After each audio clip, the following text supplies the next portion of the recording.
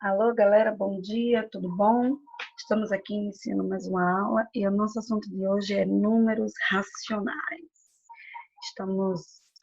Vamos verificar o que é, suas definições, tá bom? Então, vamos lá, pessoal. O que é os números racionais? Nós aprendemos sobre os números naturais, são todos números positivos, os números inteiros, positivos e negativos, e agora vamos estudar sobre os números racionais. Meu nome eu sou a professora Délice Ferreira, especialista em matemática. Então, vamos entender as definições desse conjunto. O conjunto dos números racionais, ele agloba o conjunto dos números naturais e agloba o conjunto dos números inteiros e acrescenta mais alguma coisa. Os números naturais são aquele conjunto que você aprende desde o primeiro dia que você aprende a contar. 1, 2, 3, 4, 5, 6, pronto.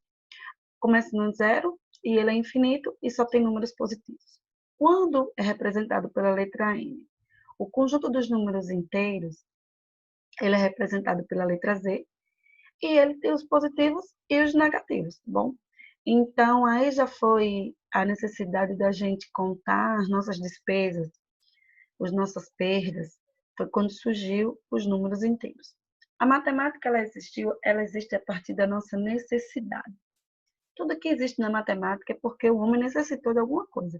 Então, foi necessitado contabilizar os ganhos, os lucros com os positivos. Depois foi necessário contabilizar as perdas, né? As cabrinhas que morriam, a plantação aqui estragava.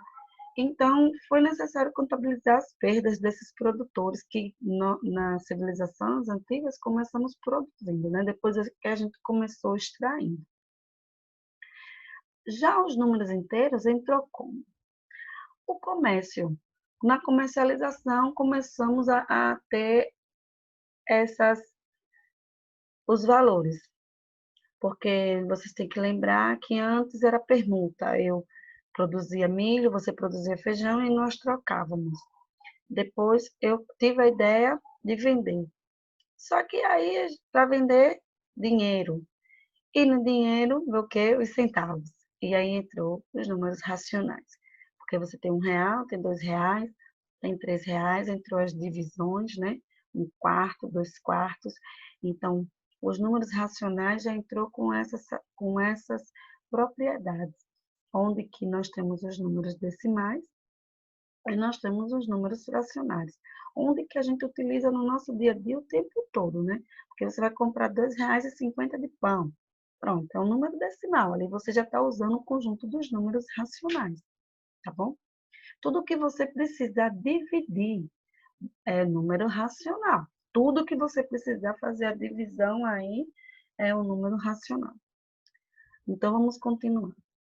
O conjunto dos números racionais é formado por todos os elementos que podem ser escritos na forma de fração. Assim, se um número pode ser representado por uma fração, então ele é um número racional. Então, ele tem esse detalhe específico.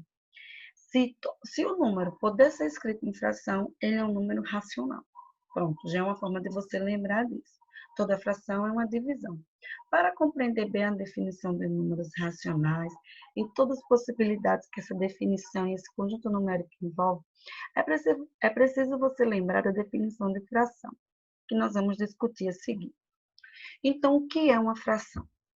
Fração é uma divisão entre números inteiros representada da seguinte maneira: A sobre B. Sendo que B, ele é o seu denominador e A, ele é o seu numerador. Então, você está aqui. B é o seu denominador e A é o seu numerador, sendo que B tem que ser diferente de zero, tá bom? Assim, para que seja uma fração, os números A e B precisam ser inteiros e o número B sempre será diferente de zero. Quando ele fala em precisa ser inteiro, é porque você vai fazer uma divisão. Então, você tem 6 dividido por 4. Ele pode ser positivo ou pode ser negativo, tá bom?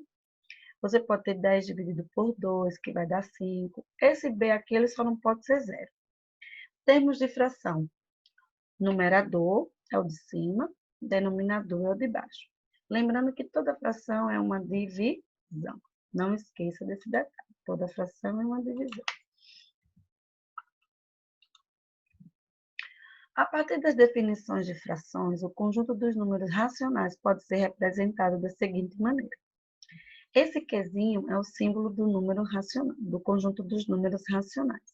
Aí eu coloquei aqui A para B, onde A pertence aos números inteiros e B pertence aos números inteiros não nulos. Vamos lembrar, né? A para B. Então, A e B é uma fração onde A pertence aos números inteiros, foi o que a gente leu anteriormente, e B pertence ao número inteiro não nulo.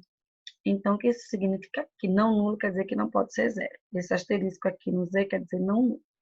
Nessa definição, dizemos que o conjunto dos números racionais é composto por todas as frações de A por B, em que A é um número inteiro e B é um número inteiro diferente de zero. Ótimo. Números que podem ser escritos na forma de fração. Olha, sabendo que o conjunto dos racionais é formado por todos os números que podem ser escritos na forma de fração, para mostrar que o número é racional, basta mostrar que existe uma maneira de escrevê-lo. Nessa forma, pode ser escrito como uma fração os seguintes números. As próprias frações, toda vez que você olhar, ver o número fração, ali vê uma fração, você já sabe que é racional. Os números inteiros, qualquer número inteiro pode ser escrito na forma de fração. Para tanto, basta dividi-lo pelo número 1.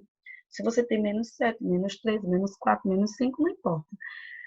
Se ele for divisor de 1, dividido por 1, ele é uma fração. Você tem os decimais finitos. O que é um decimal finito? É uma boa pergunta, né, pessoal? Um decimal finito é um número que possui, as casas decimais dele é limitada, ou seja, que possui um número limitado de casas decimais. Ele não é aquele número que depois da vírgula sai desembestado, não, entendeu? Ele é aquele número que, por exemplo, dá 1,25. Pronto, é um decimal finito. Basta lembrar que todo decimal finito é resultado da divisão por alguma potência de base 10. Então, dividiu por 10, ou dividiu por 100, ou dividiu por 1000, é um decimal finito, tá? Exemplo, 2,455 é um decimal finito porque possui 3 casas decimais.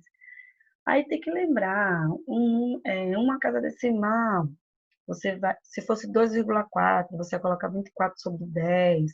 Se for 245, 2,45, ia ser 245 sobre 100. Então, decimal finito, ele tem denominadores de base 10. Pode ser 10, pode ser 100, pode ser 1000, e aí sucessivamente. E nós vamos ter as dízimas periódicas. O que é uma dízima periódica? É um decimal infinito, aí já é diferente, é infinito, em que existe um período, ou seja, uma repetição dentro dos decimais. Exemplo, 1,3333. Gente, aquelas divisões que você faz, que não tem fim. Não tem fim. Você vai continuar dividindo, dividindo, dividindo, dividindo. Só que aí é uma dízima periódica. Os números vão se repetir. Por exemplo, aí, 1,3333. Ou então 0,4444. Ou 0,121212. Contanto que eles vão se repetir. E eles vão ser infinitos. Eles não vão terminar nunca. Nunca. Aquelas divisões que você diz, poxa, se eu continuar aqui, vai passar dia e noite e não vai acabar. Vamos revisar. Os números inteiros, pode ser positivo ou negativo. Aí eu coloquei 2 dividido por 1 igual a 2, 5 dividido por 5 igual a 5, menos 7 dividido por 1 igual a menos 7. Temos os decimais exatos, que é os da base 10, não pode esquecer. Aí eu coloquei 2 sobre 10, que é igual a 0,2, 6 sobre 100, aí a transformação de números decimais, né? 0,06 e tem um 2.173 sobre 1.000, que deu 2,173. E temos números periódicos, ou seja, as dízimas periódicas, que aí 3 sobre 9, que dá 0,03333, tem um 41 sobre 99, que é 0,41, 41, 41. 141 sobre 999 é 0,141, 141, 141. Mais uma vez, reprisando. Os números naturais, dentro do conjunto dos números racionais, nós temos números naturais, números inteiros, números decimais finitos, números decimais finitos, só que periódicos, né? Então, nós temos o 7 sobre 1, temos o 12, que é o resultado de 24 sobre 2, né? 24 dividido por 2 dá 12, 7 dividido por 1 dá 7. nos números naturais. Nos números inteiros temos menos 2 sobre 1, que é igual a menos 2. E temos menos 18 dividido por 3, que é igual a menos 6. Números decimais finitos tem 1,2, que dá 12 sobre 10. E menos 0,38, que dá menos 38 sobre 100. E os decimais periódicos, nós temos 0,444. Veja que tem os pontinhos aí, quer dizer que é infinito. Vai ser 4 sobre 9 e tem um 0,333, que é o 3 sobre 9. Bom, minha gente, como eu disse, essa semana eu vou bater na tecla 5 dicas para não pedir para sair. Não, é proibido pedir para sair, tá ligado? Então, você tenha foco, tenha objetivo nos seus estudos. Sabe identificar onde melhora a sua concentração. Veja o local da casa, se você se concentra mais de cabeça para baixo, de cabeça para cima, de perna para o ar, sentado, deitado, não importa. Você tem que descobrir a forma que você se concentra melhor. O horário também é super importante. Se você aprende mais de manhã, de tarde ou de noite. Seja firme na hora de abrir mão. Na hora de estudar, esqueça o WhatsApp, o Facebook. Pelo amor de Deus, esqueça isso, porque isso vai lhe atrapalhar bastante, tá? Deixa o celular escondido debaixo da cama, dá para a mãe, se você não consegue fazer isso sozinho. Mãe, segura aqui enquanto estiver estudando. Programe seu dia na função dos estudos. Você sabe que hoje nós temos aula, então programe seu dia. Você sabe que vai ter aula, você sabe que vai ter atividade, então você programa sua aula para isso, seu dia para isso. Não procrastine, não deixe a atividade de hoje para amanhã, nem da manhã para depois da manhã, e nem da manhã, e nem tudo para o final de semana. E não permita que a semana acabe sem você fazer nada. Isso vai causar ansiedade, angústia, estresse, sua mãe vai gritar com você. Olha, vai ser um problema que você vai criar na sua vida. Então, evite o problema, tá bom, pessoal?